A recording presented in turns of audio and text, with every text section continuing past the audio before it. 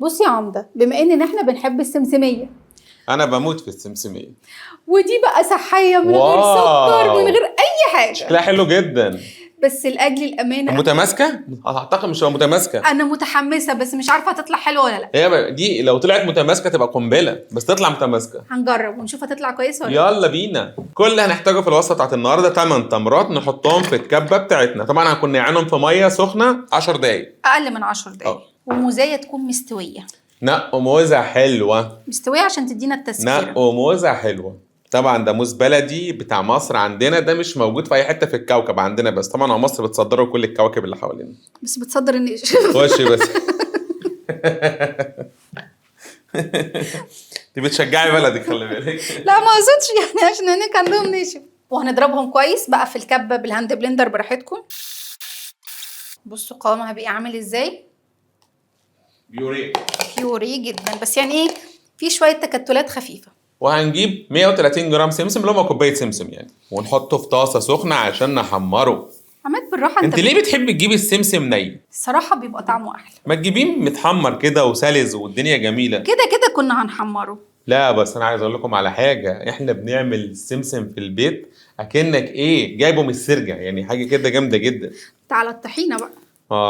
بص هيتحمر كده يبقى شكله ابن الناس قوي، وانا بحب احمر السمسم بصراحه. وكده السمسم احمر معانا زي ما انتم شايفين. نحط بقى الخليط ده فوق السمسم.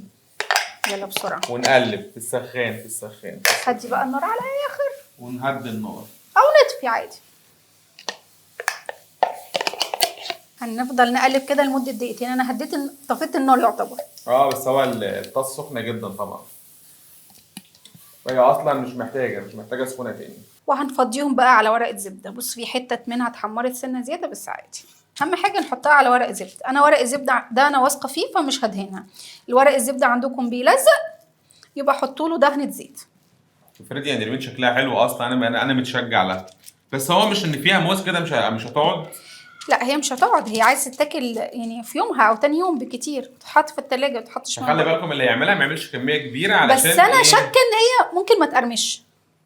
لا ما هي لما تبرد هتنشف هيبان بقى. ثقش فيا. وريني كده، وريني انت عامله فلحوصه على الفاضي. اوعي يا عماد، انا بس بثبتها. اوعى.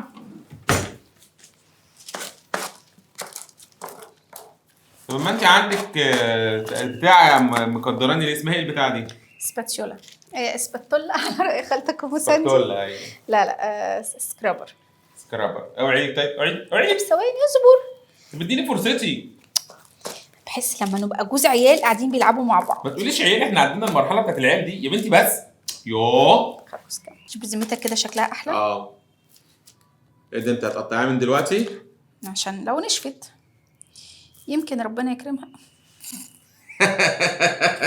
خلاص كأنكم ما شفتوش حاجه، انتوا بتستروا عليا. بس خدي دي مع بعض، خدي التالتة معانا. التالتة دي كمان. بس كده تبرد بقى ونيجي ندوق ونقيم ونقول لكم حلوه ولا لا. بصوا شكلها حلو ازاي، بس هي طريه مش كريسبي. انا متشوق، بس انا عارف ان انت هتحبطيني. اخد حته دوق. لا دي بتاعتي انا. ودي بتاعتي انا. 1 2 3. يا خسارة كوباية السمسم. ما نعملها بسكر. اللي مش عاجبك فيها الموز عامل افتر تيست ريزل كمان. طريه مش كريسبي. لو هي وصفه صحيه وناس عايزه تعمل رجيم وناس ممنوعه من السكر والحاجات دي. كم من 10؟ 6. انا اديها 7. يلا انا بقى مجبي عليك. انا مشكلتي معاها ان هي مش كريسبي بس كده. عارف لو كريسبي كان البيت حلو، لكن هي طريه عامله زي ما تكون عجوه. عملت ما هي صحيه. ايوه بس مش مقرمشه. بس انا يعني انا مش هعملها. انا بحبها مقرمشه، انا بحبها فيها تكه دي. ماشي التكه دي بتجيبها من السكر. طيب ماشي. ومن العسل. ماشي. انت عايزني اعملها لك صحيه اعملها لك بعسل. خلاص يا جماعه هي 7. انا كمان ما عجبتنيش، هي عجبتني عموما. لا ما عجبتنيش. طيب هي ما عجبتناش، احنا الاثنين واقفين بنتخانق وهي مش عاجبانا احنا الاثنين. لا هي وصفه صحيه بس. يا الله عجبتك. هي الوصفات الصحيه مش حلوه عجبتك؟ قوي. طيب ما عجبتكيش، انا ما عجبتنيش. بنتخانق ليه دلوقتي؟ عشان نتخانق.